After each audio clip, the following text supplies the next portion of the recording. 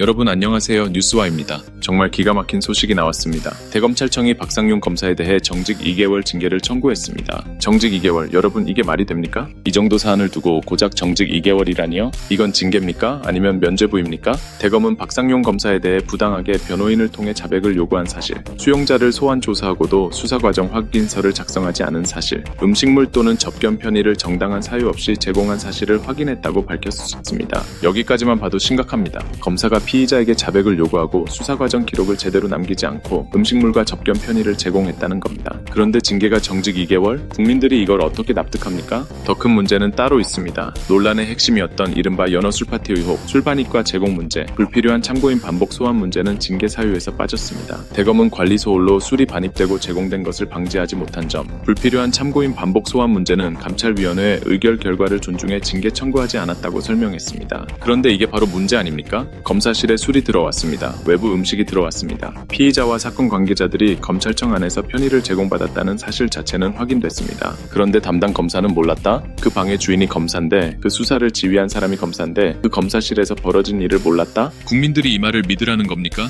박상용 검사는 본인이 연어 술 파티는 없었다고 주장했습니다. 국민의힘 쪽에서도 결국 연어 술 파티는 없었던 것 아니냐, 쿠크다스, 김밥, 커피 가지고 징계하느냐, 이런 식으로 조롱하듯이 말합니다. 그런데 여러분, 이 사안의 본질은 과자냐, 김밥이냐, 연어냐가 아닙니다. 본질은 검찰 수사 과정에서 피의자에게 부당한 자백 요구가 있었느냐, 진술이 회유됐느냐, 수사 절차가 공정했느냐, 검사가 권한을 남용했느냐입니다. 음식의 종류가 중요한 게 아닙니다. 문제는 검찰청 안에서 수사 대상자에게 편의가 제공됐고 그 과정에서 진술 회유 의혹이 제기됐다는 점입니다. 수사는 공정해야 합니다. 검찰은 피의자에게 자백을 흥정해서는 안 됩니다. 자백하면 다른 사건도 봐주겠다. 자백하지 않으면 불리해질 수 있다. 이런 식의 압박이 있었다면 그건 수사가 아니라 거래입니다. 그건 진실을 밝히는 과정이 아니라 원하는 진술을 만들어내는 과정입니다. 더구나 이 사건은 단순한 개인 사건이 아닙니다. 이화영 전 부지사, 쌍방울 대북송금 사건, 그리고 이재명 대통령과도 연결된 대한민국 정치사에서 매우 민감한 사건입니다. 그런 사건을 수사한 검사가 부당한 자백 요구, 수사과정 확인서 미작성,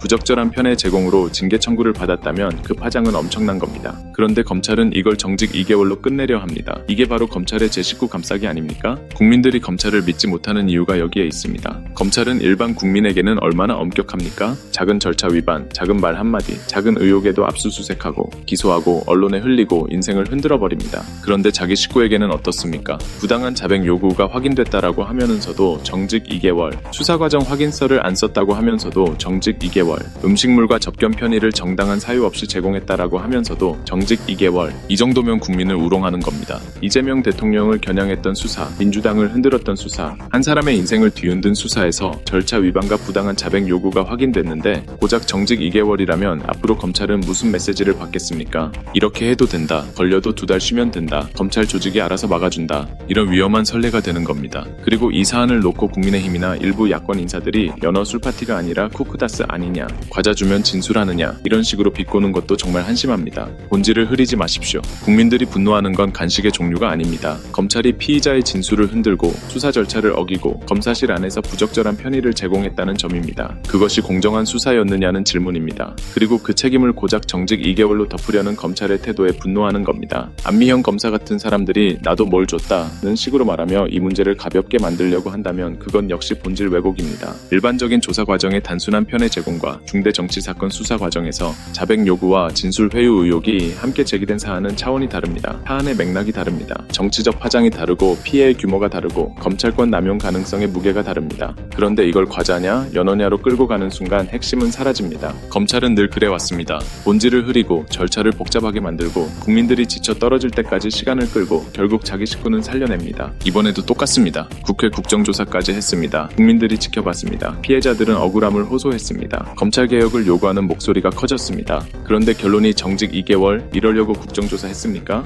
이러려고 국민들이 분노했습니까? 이러려고 검찰개혁을 외쳤습니까? 법무부 장관은 이 사안을 가볍게 보면 안 됩니다. 대검의 정직 2개월 청구를 그대로 받아들이면 그 순간 법무부도 책임에서 자유로울 수 없습니다. 법무부는 추가 감찰 결과까지 종합해서 훨씬 더 강한 중징계를 내려야 합니다. 해임에 준하는 징계가 필요합니다. 검사가 수사권을 이용해 부당한 자백을 요구했다면 그건 단순 실수가 아닙니다. 검찰권의 본질을 훼손한 겁니다. 수사과정 확인서를 작성하지 않았다면 그건 절차의 기본을 무너뜨린 겁니다. 부적절한 편의 제공이 있었다면 그건 수사 공정성 자체를 의심하게 만드는 겁니다. 검사는 누구보다 법을 엄격하게 지켜야 하는 사람입니다. 그런 사람 사람이 법을 어기거나 절차를 무시했다면 일반 공무원보다 더 무겁게 책임져야 합니다. 그런데 검사는 정직 2개월, 이러니 검찰공화국이라는 말이 나오는 겁니다. 이러니 국민들이 검찰을 믿지 못하는 겁니다. 이러니 검찰 개혁이 필요하다는 목소리가 더 커질 수밖에 없는 겁니다. 뉴스와는 분명히 말합니다. 박상용 검사 정직 2개월 징계 청구는 국민 눈높이에 한참 못 미칩니다. 이건 제 식구 감싸기입니다. 이건 징계하는 신용입니다. 안 할 수는 없고 세게 하자니 검찰 내부 눈치가 보이니 딱 면피용으로 내놓은 처분처럼 보입니다. 하지만 국민은 바보가 아닙니다. 국민들 압니다. 검찰이 자기 식구에게 얼마나 관대한지, 검찰이 권력을 지키기 위해 어떻게 움직이는지, 검찰 개혁을 왜 해야 하는지 이번 사건이 다시 보여주고 있습니다. 법무부는 즉각 바로잡아야 합니다. 정직 2개월이 아니라 해임 수준의 중징계로 가야 합니다. 그리고 이 사건은 여기서 끝내면 안 됩니다. 공수처 수사, 특검 수사, 법무부 징계 절차까지 끝까지 국민 앞에 투명하게 공개해야 합니다. 검찰이 수사를 조작했는지, 진술 회유가 있었는지, 형량 거래성 발언이 있었는지, 술과 음식 제공이 어떤 경위로 이뤄졌는지, 누가 알고 있었는지, 누가 묵인했는지 끝까지 밝혀야 합니다. 검찰이 검찰을 감찰해서 제 식구를 살려주는 시대는 끝나야 합니다. 이재명 대통령과 국민을 상대로 한 정치검찰의 조작 수사 의혹, 이 문제를 정직 2개월로 덮으려 한다면 그건 국민에 대한 도전입니다. 여러분은 어떻게 보십니까? 박상용 검사 정직 2개월, 이게 합당한 징계라고 보십니까? 아니면 검찰의 제 식구 감싸기라고 보십니까? 법무부가 이 징계를 그대로 받아들여야 한다고 보십니까? 아니면 해임에 준하는 중징계로 바로잡아야 한다고 보십니까? 댓글로 여러분 생각 남겨주십시오. 영상이 공감되셨다면 좋아요와 구독 부탁드립니다. 뉴스와였습니다. 감사합니다.